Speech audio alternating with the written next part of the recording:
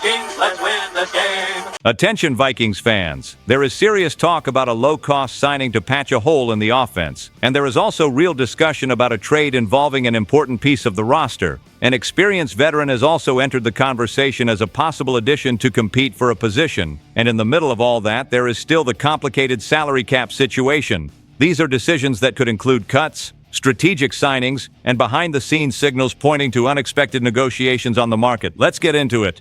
The first conversation that started circulating behind the scenes with the Vikings has everything to do with survival in the market. When a team enters the offseason buried under the salary cap, every dollar matters.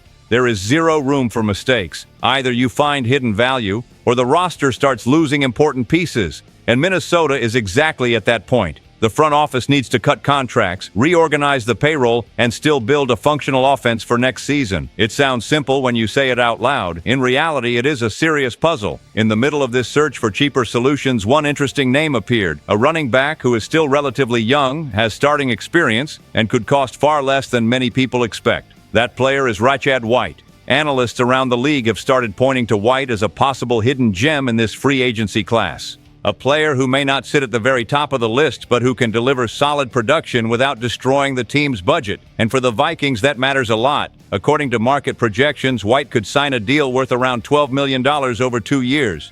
That averages about $6 million per season. For a running back who has already produced at a strong level in the NFL, that is basically bargain territory.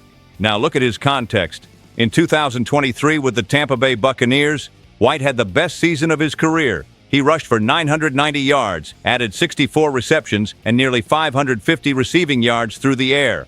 A complete running back, not just a first-down runner. He also scored 9 touchdowns that season. The following year, he remained solid.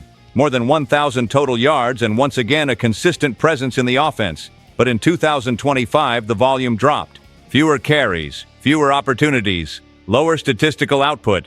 That does not mean the talent disappeared. White finished the most recent season with 572 rushing yards on 132 carries.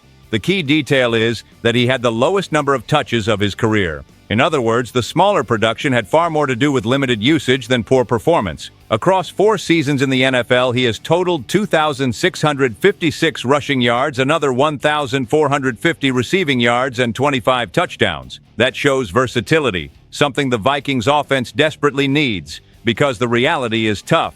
Aaron Jones is expected to leave. The cuts to relieve cap pressure are coming, and the backfield could become much thinner than fans would like. Right now, the most stable name there is Jordan Mason, who led the team in rushing yards.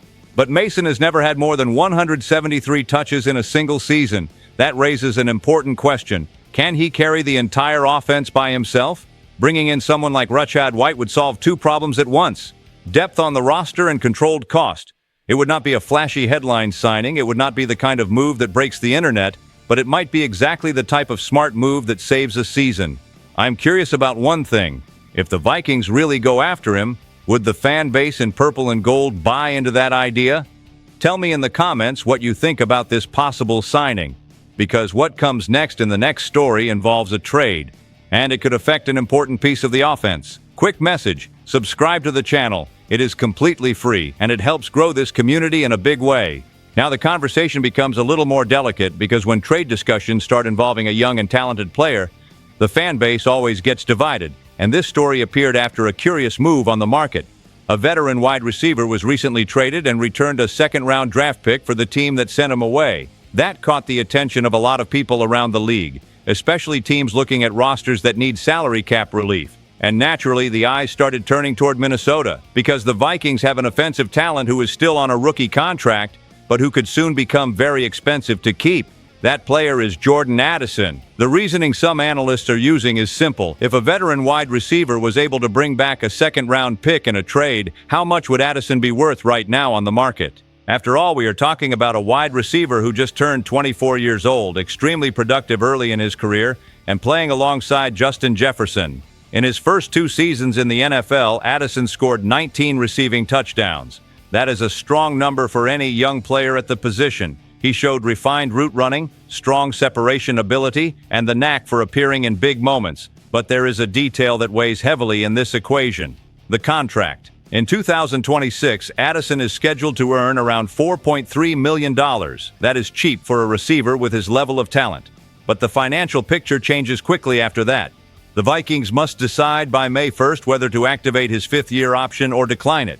If that option is activated, the natural next step would likely be negotiating a long-term extension, and that is where the problem begins. A number 2 wide receiver at Addison's level today can cost $20 million per season or even more. For a team already facing a heavy salary cap situation, that decision is not simple. Some analysts have started to suggest an interesting scenario. Minnesota could trade Addison now, receive a high draft pick, and use that resource to invest in a rookie wide receiver. And there is more. This year's draft has a specific range that many scouts call the sweet spot. Between picks 50 and 75, there is a huge number of players graded as future starters. In other words, a second-round pick could turn into immediate impact. Of course, trading Addison would not make the team better in the short term. That is almost a consensus. But there is an alternate plan being discussed. The Vikings could keep Jalen Nailor, negotiate a cheaper extension with him, and at the same time select a receiver in the draft to complement the group. That would be a strategy of saving money and refreshing the roster at the same time. Now imagine the possible interested teams. Kansas City could offer a pick to place Addison alongside Patrick Mahomes. Baltimore might want to give Lamar Jackson another weapon. Pittsburgh could also enter that race. Teams with strong quarterbacks always want more talent in their receiving groups, and Addison would certainly attract a lot of interest, but this is where the emotional side comes in. We are talking about a young player who has already shown chemistry with Justin Jefferson, a guy the fan base quickly embraced. So the question hanging in the air is very direct. Should the Vikings keep Jordan Addison at any cost, or take advantage of his high market value and turn that into draft capital? Because the next story involves a veteran quarterback entering the conversation, and that could completely change the outlook of the offense. While all this discussion about contracts, salary cap pressure, and possible trades is happening, another problem continues to hover over Minnesota like a shadow: the quarterback position. Because let's be honest here, the team still does not have a completely secure answer for 2026. There is young talent on the roster, there is potential, but after the last season full of ups and downs, the coaching staff clearly wants more stability inside the quarterback room. And that is when a name started appearing that many people did not expect to hear in this conversation. A veteran who has already lived through almost everything in the NFL: playoffs, Super Bowl, big city pressure, bad seasons, and unexpected comebacks. That name is Joe Flacco. Yes, that same Joe Flacco. The former Super Bowl most valuable player who built most of his career in Baltimore has once again appeared in conversations involving Minnesota, and not as a guaranteed starter, but as a possible piece to bring experience into the group. The idea would be simple. Flacco would arrive to compete for the job with J.J. McCarthy from day one of training camp. No automatic starting role handed to the young quarterback. Real competition. This type of scenario can often help accelerate the development of a young quarterback. McCarthy is still learning the pace of the NFL, the speed of the game, the defensive reads. All of that takes time. Having a veteran in the room can speed up that process. And Flacco recently showed he can still play at a solid level when given the opportunity. Last season, he began the year in Cleveland but was later traded during the season and finished the year in Cincinnati. In total, he appeared in 13 games, throwing for 2,479 yards, 15 touchdowns, and 10 interceptions. Nothing spectacular, but also far from a throwaway performance, especially when you consider that he arrived in the middle of the season to fill an emergency gap. Another interesting detail is that Flacco almost joined the Vikings before. Reports behind the scenes indicated that he came very close to signing with Minnesota last season. But in the end, the team chose a different direction and brought in Carson Wentz instead. Now the story might get a second chance. Flacco will be an unrestricted free agent, meaning any team can negotiate directly with him when the market officially opens. And Minnesota appears to make sense as a destination for several reasons. First, he would have a real opportunity to compete for the starting role. He would not just be a ceremonial backup. Second, head coach Kevin O'Connell has built a reputation across the league for working well with quarterbacks of different styles. We have already seen that happen with several names who passed through Minnesota in recent years. And third, the price could be low. Veterans at this stage of their careers often accept shorter and more affordable contracts, something perfect for a team trying to survive within the salary cap. Of course, there is always debate. Would bringing Joe Flacco simply be a temporary solution, or could he actually surprise people and win the job? Because when it comes to quarterbacks, one thing is always true. There is never a shortage of opinions. Now hold on, because the next story introduces another massive name into this quarterback conversation. And if that player truly enters the Vikings' radar, it completely changes the scale of the gamble.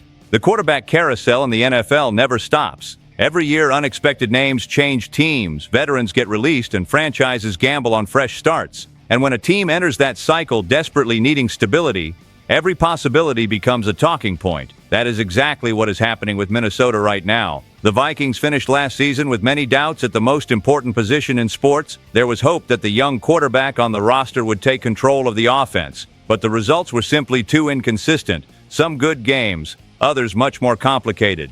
That pushed analysts around the league to start looking at possible outside solutions, players who could arrive and immediately change the situation.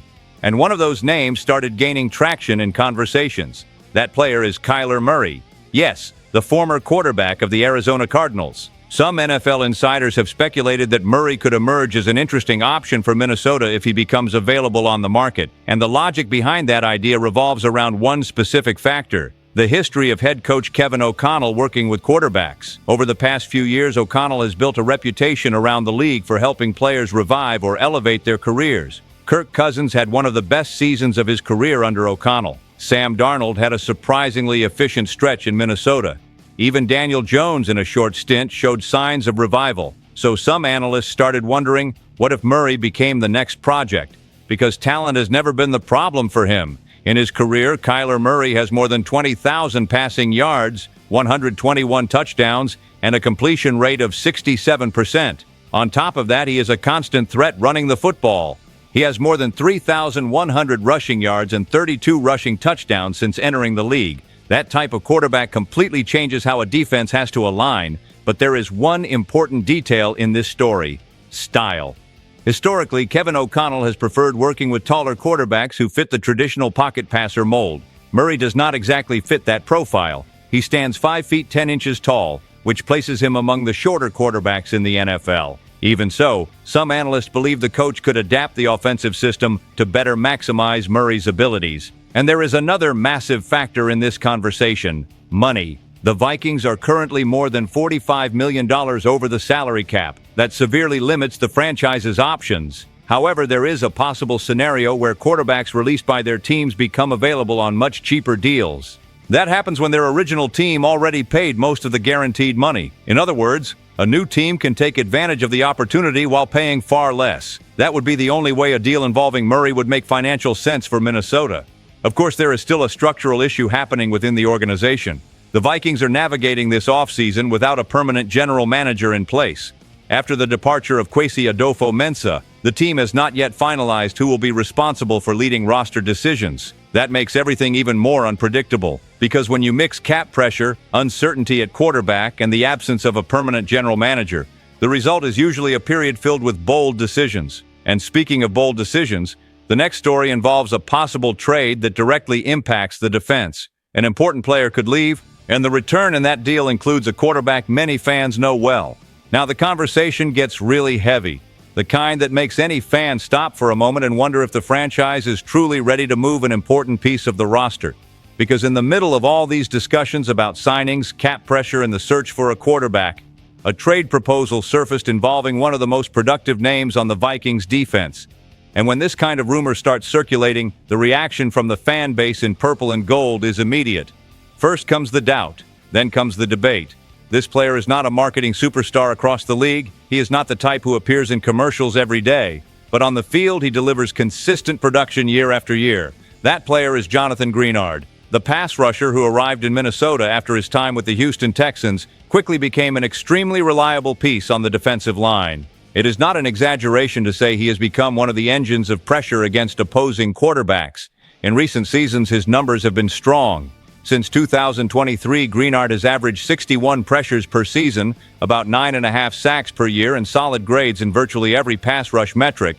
And it does not stop there. Against the run, he also contributes heavily. On average, he produces more than 35 run stops per season, proving he is not only a third down specialist. In other words, he is a complete defender. Even so, some rumors indicate the Vikings may be open to hearing trade offers for him this offseason. The logic behind that once again returns to the same issue appearing throughout today's stories, the salary cap. Minnesota needs to reorganize its finances, and when a team enters that kind of situation, productive players sometimes become trade currency. According to information circulating around the league, the price the Vikings might seek is somewhere around a second or third round draft pick. For a pass rusher of his level, that price is considered relatively affordable. That is when an interesting idea emerged involving the San Francisco 49ers. The scenario imagined by some analysts would send Greenard to California while Minnesota receives a quarterback in return. That quarterback would be Mac Jones. Yes, the same Mac Jones who began his career in New England before finding a new path in the NFL. The suggested proposal would look something like this. The Vikings send Jonathan Greenard to the 49ers. In return, they receive Mac Jones and a conditional fourth-round draft pick in 2027. From San Francisco's perspective, the logic is simple. The 49ers need more pass rush help alongside Nick Bosa. Greenard could step in immediately as a starter and strengthen the defense. For Minnesota, the reasoning would be different. Mac Jones could serve as a transitional quarterback, a player capable of competing for the job while the team reorganizes the roster and searches for stability on offense.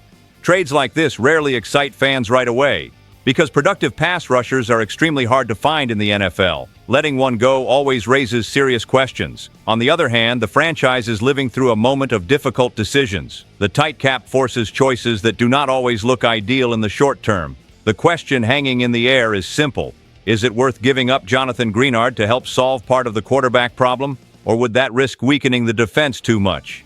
Because when you combine all the stories from today, it becomes clear the Vikings are entering an offseason that could redefine many things. And that is exactly what we need to talk about now. Take a breath for a second and look at the big picture. The Vikings are entering an offseason where comfortable decisions simply do not exist. The tight salary cap forces cuts, pushes the team toward cheaper signings, and opens the door to trades that might not have even crossed the fan base's mind a few months ago. There is the possibility of a running back arriving to strengthen the offense.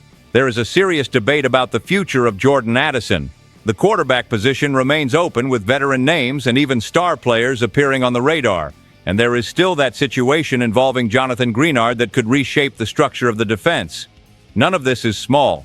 Minnesota has reached a moment in its journey where every decision could push the team toward two very different paths. One path of smart rebuilding, or a risky attempt to solve everything at once. Now I want to hear from you. Write your comment and tell us what the best decision is for the Minnesota Vikings. Stay tuned. SKOL Vikings, let's go.